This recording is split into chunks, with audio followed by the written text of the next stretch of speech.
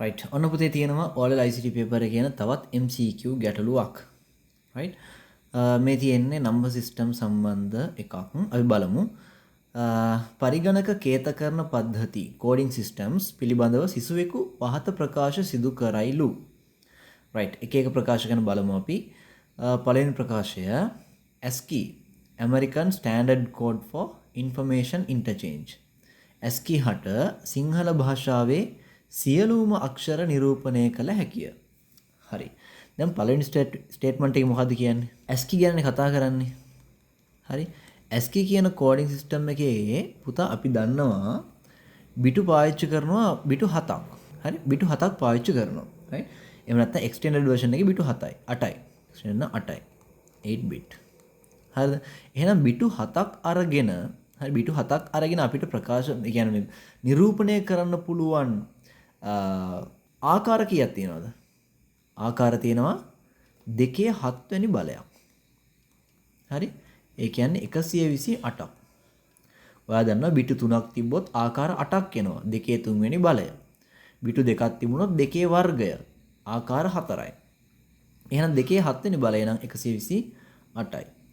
extended එක ගත්තත් 8 bit ගත්තත් එන්නේ 2/8 වෙනි බලය 256යි.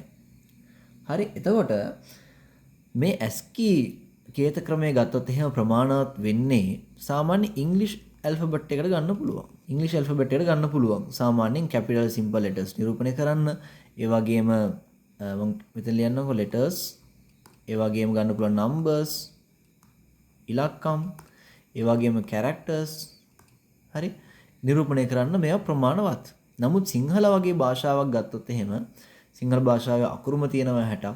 ඒ 60ටම මොකද්ද ස්වරාක්ෂර ටික බද්ධ වෙනකොට එතනත් අකුරු ප්‍රමාණයක් හැදෙනවා නේ. ඒතකොට අකුරු විශාල ප්‍රමාණයක් හැදෙනවා. ඒ විශාල ප්‍රමාණය නිරූපණය කරන්න මේ බිටු ප්‍රමාණය මදි. ඒතකොට ඒක මොකද්ද පිළිගත හැකි ප්‍රකාශයක් නෙමෙයි. එහෙනම් මේ පළවෙනි ප්‍රකාශය මොකක්ද වෙන්නේ පුතා? පළවෙනි ප්‍රකාශය අසත්‍යයි. මේක එහෙනම් false කියලා අපි ලියාගමු. හරි? right. ඊළඟ දෙවෙනි ප්‍රකාශය මොකක්ද කියන්නේ? දෙවෙනි ප්‍රකාශය කියනවා යුනිකේත නැත්නම් යුනිකෝඩ්. හරි? කියන්නේ මොකක් ගැනද? යුනිකෝඩ්. ASCII වලට වඩා බිටු වැඩි ප්‍රමාණයක් භාවිත කරයි. කතාව ඇත්ත. එම නිසා ඒට වැඩි අක්ෂර නියෝජනය කළ හැකිය. ඔව් කතාව ඇත්තනේ. මොකද්ද මේ කියන්නේ? යුනිකෝඩ් වල බිටු කීයක් පාවිච්චි කරනවද? බිටු 16ක් පාවිච්චි කරනවා 16 bit. එහෙනම් 16 bit නම් ආකාර කීයක් එනවද? 2/16 වෙනි බලයක් එනවා. එහෙනම් මේක කොහොමත්ම අපි දන්නවා 2/4ත් 2/8ටත් වඩා වැඩි. හරි? එතකොට මෙතනදී නිරූපණය කරන්න පුළුවන් වැඩි අක්ෂර ප්‍රමාණයක්. හරි? ඒක letters වෙන්න පුළුවන් numbers වැඩිපුර නැහැ. හරි? numbers තියෙන්නම ඒ range එක නම් ඒක characters ටික letters ඕන ප්‍රමාණයක් නිරූපණය කරගන්න පුළුවන් වෙනවා. ඒ කියන්නේ මෙන්න මේකට සාපේක්ෂව විශාල ප්‍රමාණයක් අති විශාල ප්‍රමාණයක් නිරූපණය කරන්න පුළුවන්. එතකොට Unicode වගේ එකක් ගන්න මොකද්ද? දැන් අපි දන්නවා දැන් වර්තමානයේ යන සියලුම මොකද්ද? සුහුරු උපාංගවල right smart devices හැම එකේම එන්නේ Unicode තමයි. හරි? ඒ හැම language එකක්ම සිංහල, දෙමළ, Chinese, Japanese හැම language එකක්ම එනවා. හරි? ඔක්කොම Unicode තමයි. හරිනේ? right. එහෙනම් දෙවෙනි ප්‍රකාශය සත්‍යයි. ඒක true. හරි? ඊළඟ බලමු අපි තුන්වෙනි ප්‍රකාශය මොකක්ද තියෙන්නේ කියලා. තුන්වෙනි ප්‍රකාශනය.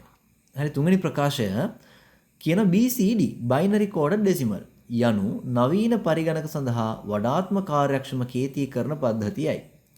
හරි ඒක ගත ගම කියනවා වැරදි. BCD එක ගත්තොත් එහෙම ඒක බිටු 4ක් ගන්නවා පුතා. හරි ඒ කියලා හිතන්න එපා 2/4 වෙනි බලය ආකාර 16ක් කියලා නැහැ. ආකාර 16ක් නැහැ ඒකේ. ඒ තියෙන බිඳුවේ ඉඳන් දශමයේ සංඛ්‍යා තියෙන දශමයේ සංඛ්‍යා පද්ධතියේ ඉලක්කම් තියෙන බිඳුවේ ඉඳන් 9 වෙනකම්. නේද? අන්න ඒ ඉලක්කම් ටික නිරූපණය කරන්න භාවිතා කරනවා බිටු. හරි? ඒ භාවිතා කරන 9 කිව්වම අපි දන්නවා බයිනරි වලට හැරෙව්වොත් 1.0.1 කියලා තමයි එන්නේ. හරි? එතකොට බිටු කීයක් ඕනද උපරිම? 4ක් ඕන. එහෙනම් සියලුම ඉලක්කම් බිටු 4කින් නිරූපණය කරනවා BCD. හරිනේ. එතකොට මේක ගන්නේ පැරණිතම පරිගණක පද්ධතිය වල තමයි මේ BCD පාවිච්චි කරේ. අලුත් පරිගණක පද්ධතිවල පාවිච්චි වෙන්නේ Unicode කියන සිස්ටම් එක. එහෙනම් මේ ප්‍රකාශයත් මොකක් වෙනවද? මේ ප්‍රකාශයත් අසත්‍යයි. දැන් අහන ප්‍රශ්නේ බලමු. ප්‍රකාශ තුනම විශ්ලේෂණය කිරීමේදී කුමන සංයෝජනය නිවැරදිද? 1 සහ 2. 2 හරි 1 වෙන්න බෑනේ. ප්‍රකාශ තුනම නිවැරදි. එකත් වැරදි. ප්‍රකාශය 2 පමණක් නිවැරදි. ඔන්න උත්තරේ. ප්‍රකාශය 2 පමණක් නිවැරදි කියන එක තමයි උත්තරේ වෙන්නේ.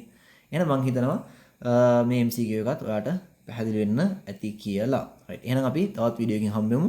මේකත් ඔයාලගේ යාළුවන්ටත් බලන්න ෂෙයා කරන්න.